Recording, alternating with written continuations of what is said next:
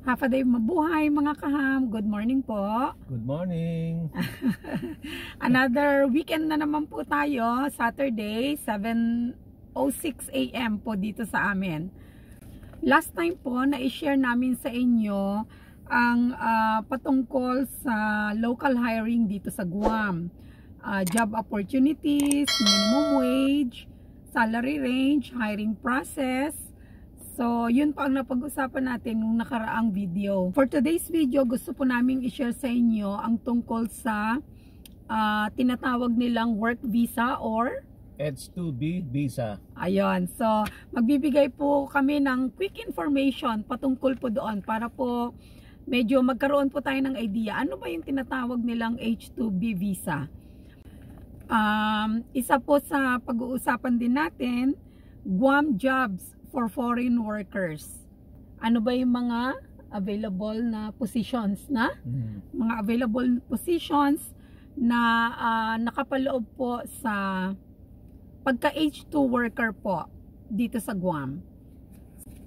Ang isa po na pag-uusapan po natin sa video na ito is yung ano ba ang prevailing wage rates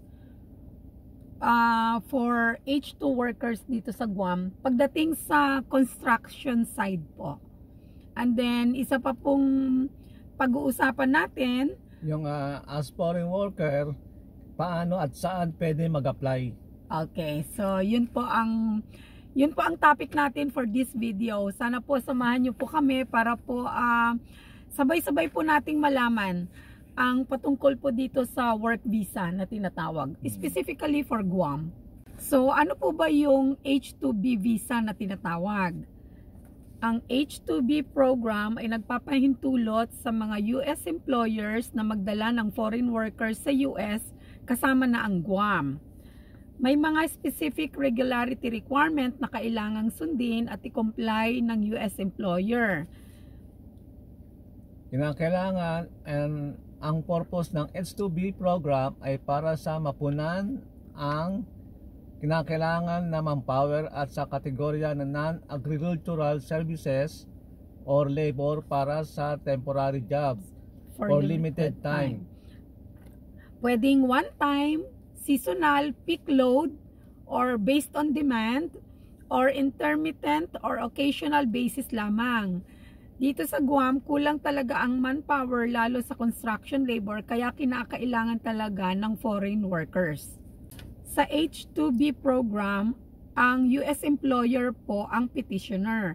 Kinakailangan mapatunayan at makumbinsi ng US employer ang Department of Labor at Immigration na hindi sapat ang US workers who are able, willing, qualified, and available to do the temporary jobs.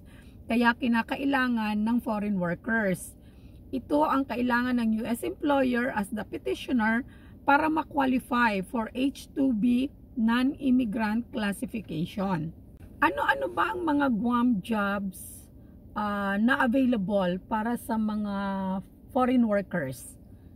Kasama na po dyan ang Cook, carpenter, cement mason, electrician, HVAC and refrigeration mechanic, construction equipment mechanic, operating engineer, reinforcing metal worker, painter, pipe fitter, plasterer, plumber, sheet metal worker, structural steel worker, tsaka welder. Ilan po lang yan sa mga available jobs for foreign workers dito sa Guam. Pero napakarami pa po. May mga iba-ibang positions po. Ilan lang po yan sa mga usual na positions na nakapaloob po pagdating sa tinatawag nilang mga common construction position. Ang next na topic po natin, ano ba ang mga prevailing wage rates sa Guam pagdating sa mga common construction positions? So, ito na po, babanggitin po namin pero ipa-flash din po namin mamaya sa screen. So, pagdating sa Camp Cook, ito po per hour po ang prevailing wage rate per hour dito sa Guam. Ito po ay parang lumalabas na entry level rate per position sa common construction position. So, camp cook, magkano po? Magkano ang ano nila per hour? Per hour po ng camp cook, $13.07. 13.07. Sa Philippine peso, 732. Sa isang oras lang po yan, ha? isang oras lang. Pero nagkatrabaho kayo ng 8 hours. Times sa 8 hours po yan. So, lumalabas per month? 117,107 pesos. Pagdating naman sa carpenter, magkano ang per hour? $15.58. Sa peso, 872. Sa isang oras lang po yan. So sa isang buwan, 139,597. So roughly ganun po 'yan, mga 139,597. Ang ginamit po nating exchange rate dito is 56 pesos for a $1 US. So sa cement mason naman, $15.66. Sa peso, 877 sa isang oras. Sa isang buwan, 140,314. Sa electrician, ito po talagang maraming mga aplikante dito pagdating sa electrician, ano? So ang per hour niya in US dollar, $18.41. Sa Philippine peso, 1,031. Monthly, per month, 164,954 pesos. Sa HVAC and refrigeration mechanic, $18.81. Sa Philippine peso, sa isang oras, 1,053.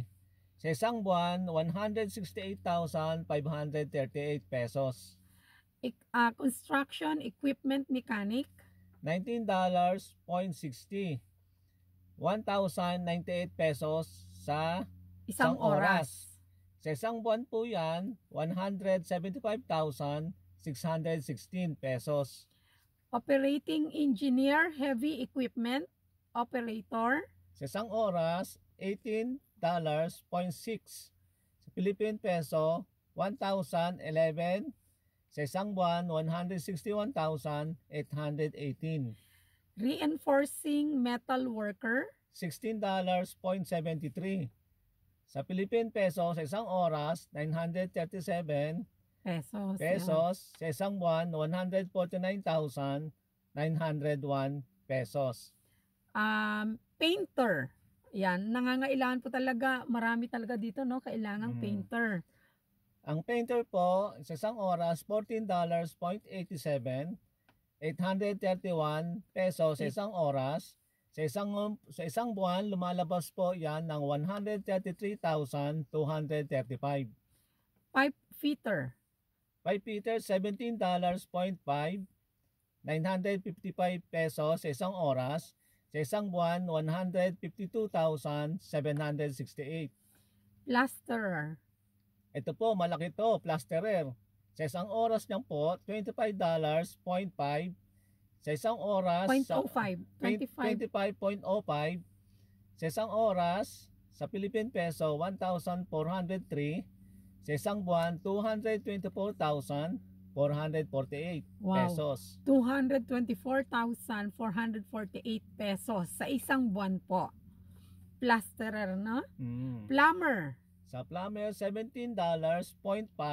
0.05. Sa Philippine peso, sa isang oras, 955. Sa isang buwan po yan, lumalabas 152,768 pesos. Sheet metal worker, $17.66. 989 pesos sa isang oras. 158,234 sa isang buwan. structural steel worker, $15.63. 875 pesos sa isang oras. Sa isang buwan po, lumalabas yan na 140,045. oo. Welder, ayan, ano rin to, no? Yan, Hindi ano man rin din po ang yan, welder. welder. Oo. Ang welder po sa isang oras, $18.87. 1,057 sa isang oras sa peso. Ang isang buwan po niya ay 169,075 pesos. Wow.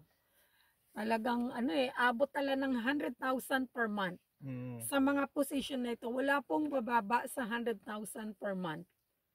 Napakalaki na pong yan, Yung mga sa construction worker, meron na po silang yan, kasama na po yung parak nila. Oo, tama. Meal allowance, may transportation. So, kaya yung mga sinasahod nila, malaki po yan dahil wala naman po silang babayaran. Oo. Yun din ang pagkakaalam ko no? Yung mga benefits nila, may transportation, may food allowance, no? Kaya nga may nag-hire sila ng camp cook no? Kasi may tagaluto talaga sila. Imagine niyo po ang laki ng sahod talaga nila, no? May transportation pa sila from yung kung saan sila nakatira sa barracks nila to the work site. Mga po 100,000, hindi bababa sa 100,000 pesos per month ang sahod. Napakaswerte po pong makapunta sila rito at napakalaki po ang sahod nila. Oo. Ito na po ang nabanggit namin na prevailing wage rates for common construction occupations dito po sa Guam. These rates apply for temporary labor certifications filed on or after October 14, 2021. So yun po ang patungkol sa H-2B visa, no? Or foreign workers, specifically po dito sa Guam. So mabanggit na rin po namin ang governor dito, talagang gumagawa po siya ng effort para mas mapa-expedite or para mas mapabilis ang pagpaprocess ng work visa. Kasi talagang kailangan naman po talaga, kagaya po ng mga nababanggit namin sa aming mga previous na video, maliit po ang island ng Guam pero napakaraming job opportunities at nagkakaroon ng kakulangan sa manpower, Kaya po talaga naghahanap po sila, nag-hire sila ng foreign workers para ma-fill in yung mga positions na kailangan nila, especially po pagdating sa construction. Kaya naman po ang Guam Department of Labor, kasama syempre po ang aming governor, patuloy po na nakikipag-ugnayan sa Philippine government para po ma-establish ang Migrant Workers Office. So Migrant Workers Office na para mapa-streamline o mas mapa-simplify pa ang approval ng H-2B visa applications sa Guam. Sabi nga po ng aming governor, we expect more construction progress and more opportunities to keep Guam moving forward. So sana po nakapagbigay po kami ng helpful information sa inyo. Lalo na po yung mga interesado na magtrabaho dito sa Guam. So, yun po yung tinatawag na H-2B visa. Sana po nagustuhan nyo ang video namin for today. Sa susunod na linggo na naman po. At sana po itong sinabi namin to about the H-2B visa. Lang po, apply lang po. Oo. Try and try lang. Basta matyaga lang po tayo para po magkaroon ng chance na makapagtrabaho po dito sa Guam. Para po sa ating mga kababayan na naghahanap ng pagkakataon na makapunta dito sa Guam, makapagtrabaho, syempre para sa pamilya. So, yun po, nakakatuwa po, lalo na pag malaman nyo po kung magkano talaga ang pwedeng sahurin dito sa Guam, magkano ang pwedeng sahod dito sa Guam. So, maraming salamat po. Sana po, please support our channel, Hapaday Mabuhay. Please click like and subscribe. Maraming salamat po. Please click the subscribe button po, ha. Maraming salamat po. Nakikiusap lang for your support. Thank you. Okay po. See you again. Okay po.